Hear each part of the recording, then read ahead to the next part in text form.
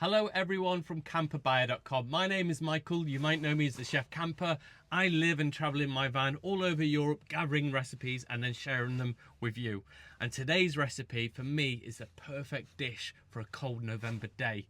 We've been walking along the seafront here in New Brighton, getting the cold breeze on our face.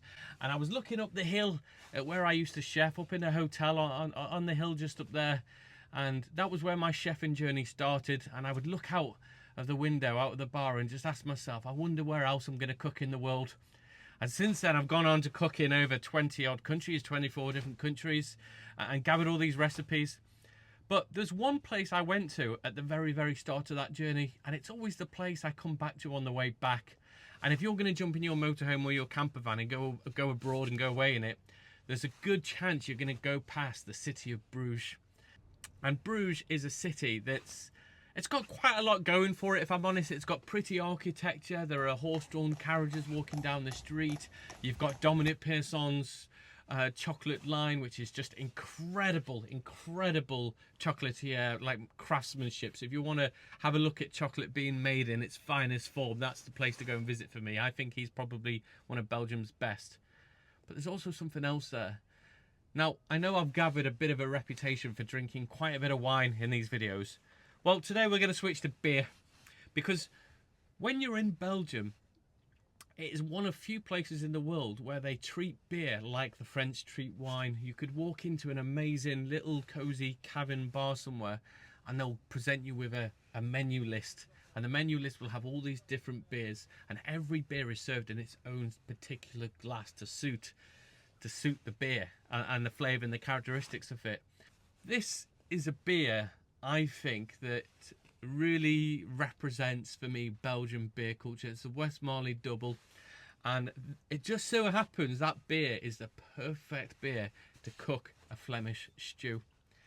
It's cold outside. We're just going to prep this food. We're going to pop it in the pan. We're going to let it simmer away for a couple of hours, and then we're just going to tuck in. So let me introduce you to what I think is one of Belgium's best dishes. This is the Flemish stew. Let's go. Right, let's cook this Flemish stew. Here we go. Right, pan is on the stove. We've got it nice and hot, screaming hot. And what we want to do is keep that heat up. We're going to get our beef, get some chefy tongs, put it in and let it sear, let it sizzle. Don't put too much beef in your pan, because the temperature of your pan will drop and then you'll start boiling your beef instead of searing it. You want to get some nice colour on there. Colour is flavour. Flavour is what makes this dish amazing. What I'm going to do is fry this up in batches. So we're going to get the beef, we're going to brown it on all sides, pop it into this tray and do it in little batches to keep the sizzle there. Rupert, you keep an eye on this for me. You make sure nothing goes wrong. If you're a good boy, you might get a bit of this. Take that last batch of beef out, which is nicely browned. We've got some nice colour on there. Right, now it's time to go in with the onions. Here's a mandolin. These things are absolutely lethal, so make sure that if you're going to use one of these, you use the guard to guard your fingers. If you've lost your guard, like me, then maybe don't use it, because these things are really dangerous. But what we can do is we can use our mandolin over the pan and just slice our onions into the pan. There's my beef nicely seared off. And look at all the onions there in the pan. Now don't panic, don't worry, these are going to really reduce right the way down. We want to give this about 10 to 15 minutes, get them nice and brown, get lots of flavour going in the pan. Okay, so this is the colour that we want our onions to be. We want them to be nice and brown, lots of flavour in the pan. It's time to deglaze this pan. Okay, there are three things I think about when I think about Belgium. Beer, beer and beer. There are three things, probably three words that my wife thinks about, which is the Waffle House. The Waffle House, if you're going to Bruges, go and check that out. They have some of the best Belgian waffles in the world, I think. Anyway, back to the beer. Now this Westmalle, I remember having this for the first time. And if you just let that settle. If you look at the colour of this, it's a dark brown.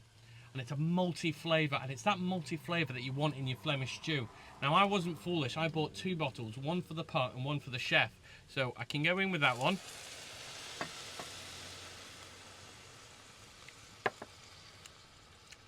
brings back so many memories. I remember first having this. I went into, it was before I knew anything about Belgian beer, and we went into a restaurant, and I just had a look around and had a look what everyone was ordering, and everyone seemed to be ordering the Westmalle Dubbel, Westmalle Treble, which is treble. It's usually about 9–10%. This is 7%, I think. Yeah, 7%. And watch them all being poured in their own little glass, and I had my own Westmalle glass myself, my own double. And I remember just drinking these and just thinking, God, these are unlike anything else that you get, particularly in the UK.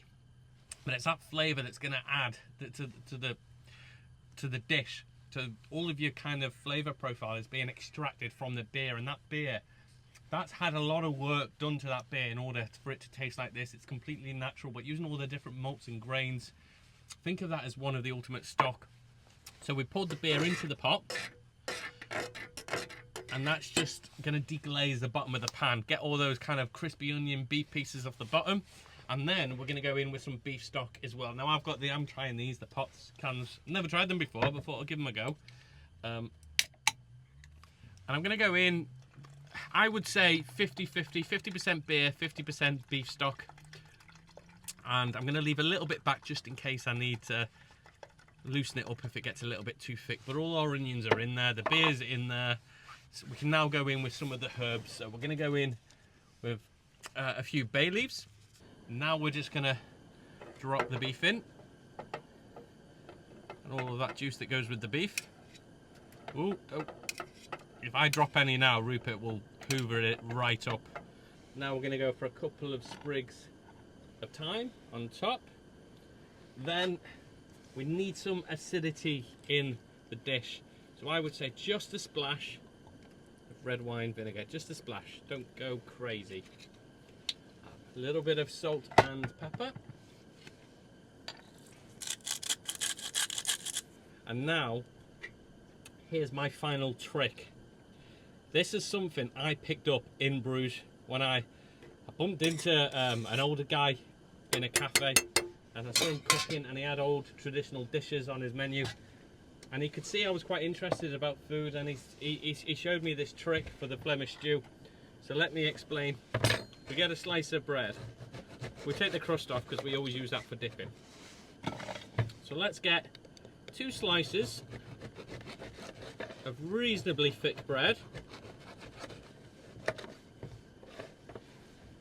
Let's get some mustard, some Dijon mustard. Spread the mustard over the bread. We've got the mustard on the slices of bread. We're going to get the mustard bread and we're going to place it mustard side down into the dish. And then we're going to put a lid on it and we're going to leave it for about 2 hours. We might stir halfway through, drop the heat down, and just let that do its thing.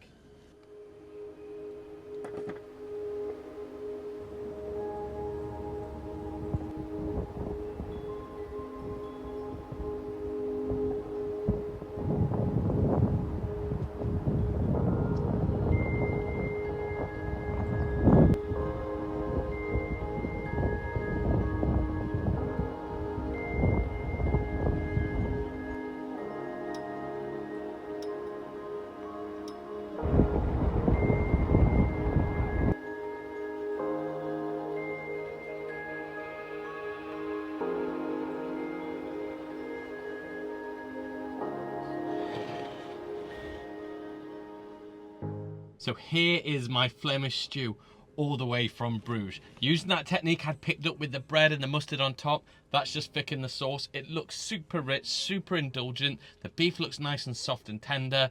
I could smell the aroma from the beer and the beef stock as it was cooking. So let's tuck in.